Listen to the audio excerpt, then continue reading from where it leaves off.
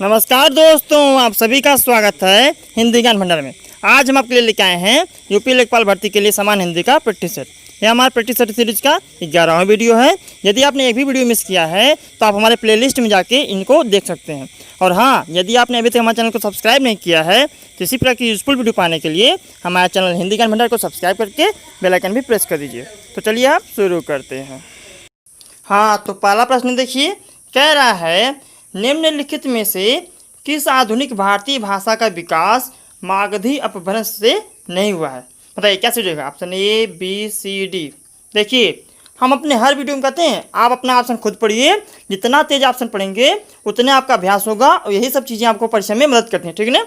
बताइए, प्रश्न संख्या 1 का सही उत्तर जाएगा ऑप्शन सी। जो मराठी भाषा है ना, ये आपका मागधी अपभ्रंश से उसका विकास नहीं हुआ है और बाकी सबका हुआ है। चलिए, ऑप्शन सी वाला सही हो जाएगा। अगला प्रश्न देखिए, प्रश्न संख्या 2 कह रहा है निम्नलिखित में से अशुद्ध वर्तनी है। बताइए क्या सोचेगा? Option A, B, C, D. प्रश्न संख्या 2 का सही उत्तर जाएगा ऑप्शन ए। जो नभमंडल है ना, ये आपका शुद्ध है। बाकी ये तीनों निर्वाण, अंतःपुर और विषाद ये शुद्ध है। देखिए, नभमंडल नहीं होता, नभोमंडल होता है। नभोमंडल, ठीक है ना? नभोमंडल, नभमंडल नहीं होता है। अगला प्रश्न देखिए, प्रश्न संख्या 3 कह रहा है च वर्ग का उच्चारण स्थान मुंह के किस भाग से होता है? Option A, B, C, D. क्या सोचेगा? बताइए।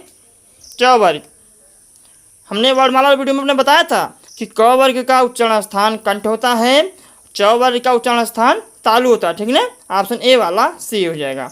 अगला प्रश्न देखिए, प्रश्न संख्या 4 कह रहा है गायक में कौन सी संधि है? Option A, B, C, D. क्या सोचेगा? बताइए। प्रश्न संख्या 4 का सही उत्तर हो जाएगा ऑप्शन बी। गायक में कौन संधि है? अयादि संधि। ठीक है ना? जिसका संधि विच्छेद क्या होगा? गय धन अक। अगला प्रश्न देखिए, प्रश्न संख्या 5 कह रहा है निम्नलिखित में से शुद्ध वर्तनी का चयन कीजिए। देखिए, ऊपर अशुद्ध पूछ रहा था, अब शुद्ध पूछ रहा है। Option A, B, C, D. क्या सोचेगा? बताइए।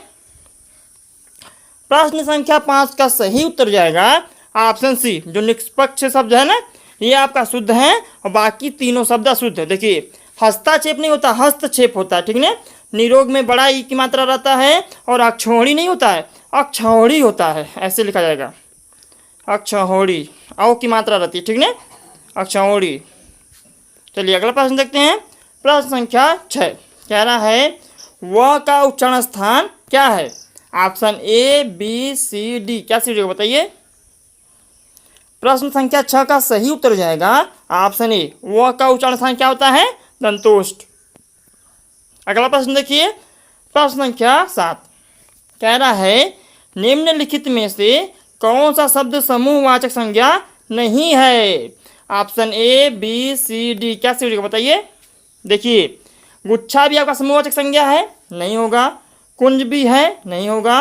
और मंडल भी है, नहीं होगा। मकान, मकान आपका समूहवाचक संज्ञा नहीं है। ठीक है ना? ऑप्शन सी वाला सही हो जाएगा। अगला प्रश्न देखिए, प्रश्न संख्या 8 क्या कह रहा है? कह रहा है शब्दों के संख्या बोधक विकारी रूप का नाम है। Option A, B, C, D. क्या सी होगा? बताइए। प्रश्न संख्या 8 का सही उत्तर जाएगा ऑप्शन बी। शब्दों के संख्या बोधक विकारी रूप का नाम क्या है? वचन। वचन में ही पता चलता है कि संख्या एक है कि एक से अधिक है। ऑप्शन बी वाला सही हो जाएगा। अगला प्रश्न देखिए, प्रश्न संख्या 9 कह रहा है निम्नलिखित में से कौन सा शब्द पुर्तगाली भाषा का है? Option A, B, C, D. क्या सही होगा? बताइए। हमने जो अपना विदेशी शब्द वाला वीडियो बनाया था ना, उसमें सारे शब्दों को हमने कवर किया था। यदि आपको भाषा से संबंधित कोई दिक्कत है कि ये कौन सा शब्द किस भाषा का है, तो आप जाके वो वाला वीडियो देख सकते हैं।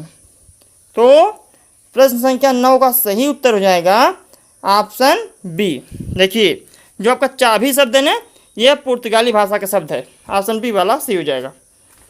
अगला प्रश्न देखिए, प्रश्न संख्या 10 कह रहा है तुम्हें राम के आने तक प्रतीक्षा करनी होगी। इस वाक्य में जो तक शब्द आया, तक, आने तक में कौन सा निपात है? Option A, B, C, D. बताइए। देखिए, वो क्या कर दिया, एक सीमा बांध दिया ना कि जब तक राम नहीं आएगा तब तक तुमको प्रतीक्षा करनी पड़ेगी, एक सीमा है। तो यहाँ पे सीमा बोधक निपात है, ऑप्शन सी वाला सही हो जाएगा। सीमा हो गया ना कि राम तक आने तक तुम्हें प्रतीक्षा करनी पड़ेगी। अगला प्रश्न देखिए, प्रश्न संख्या 11 कह रहा है कि जिस सर्वनाम से किसी निश्चित वस्तु का बोध न हो उसे कहा जाता है। Option A, B, C, D, क्या सही बताइए। प्रश्न संख्या 11 का सही उत्तर हो जाएगा ऑप्शन सी, जहाँ पे किसी निश्चित वस्तु का ज्ञात न हो, मतलब कि निश्चित वस्तु का बोध न हो, वहाँ पे अनिश्चयवाचक हो जाएगा। निश्चित नहीं भाई, अनिश्चित है, ऑप्शन सी वाला सही हो जाएगा। और जब निश्चित रहेगा तो निश्चयवाचक हो जाएगा। अगला प्रश्न देखिए, प्रश्न संख्या 12 क्या कह रहा है, वाग युद्ध में तत्पुरुष समास का कौन सा भेद है। Option A, B, C, D, क्या सही बताइए। वाग युद्ध है ना, तो वाग युद्ध का जब आप समास विग्रह करेंगे तो समास विग्रह इसका होगा वाक से युद्ध, ठीक ना।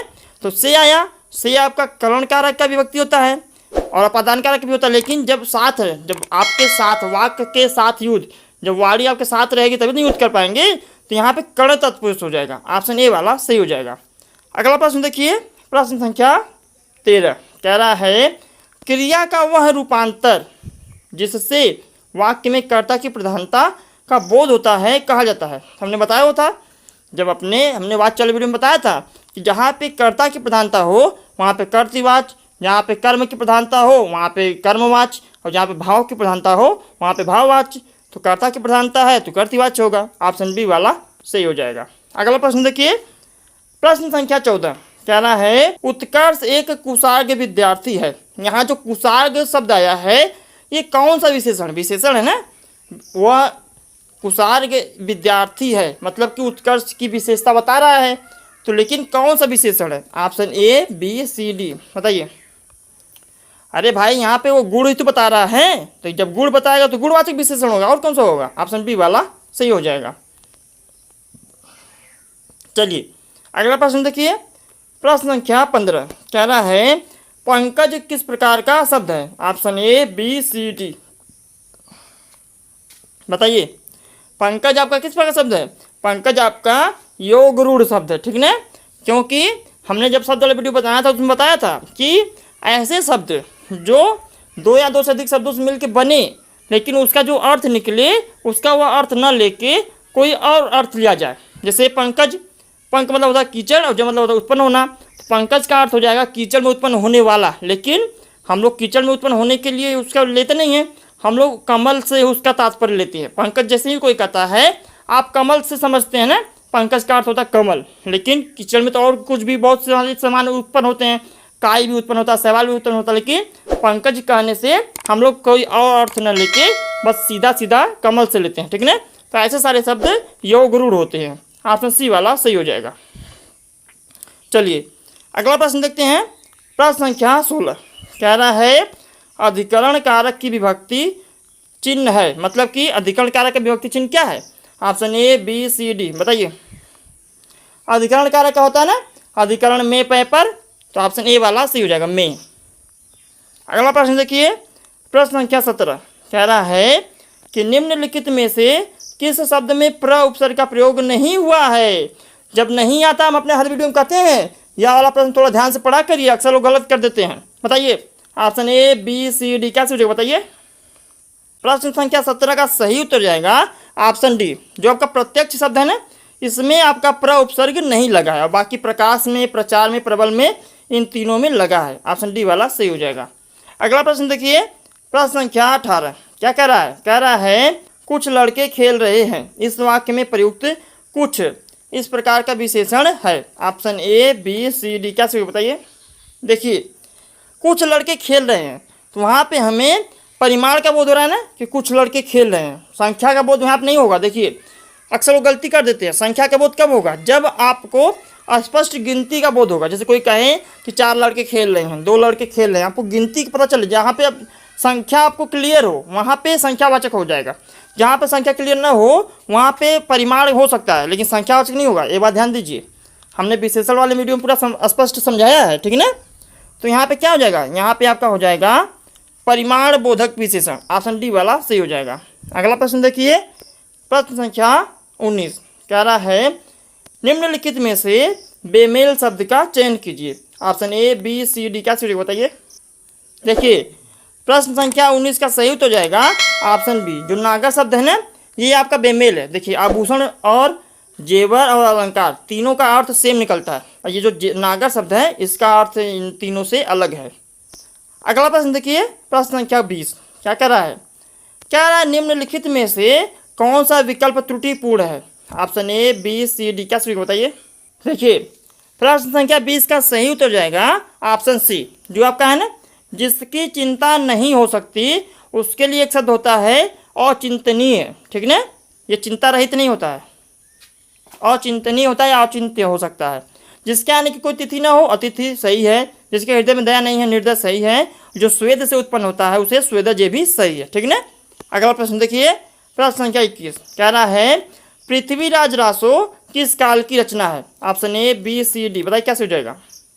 प्रश्न संख्या 21 का सही उत्तर जाएगा ऑप्शन सी। पृथ्वीराज रासो आदिकाल की रचना है। ठीक ना, और इसकी रचिता कौन है, चंद्र बरदाई। ठीक। अगला प्रश्न देखिए, प्रश्न संख्या 22 कह रहा है वलय शब्द का अर्थ चिन्हित कीजिए। Option A, B, C, D, क्या सही बताइए।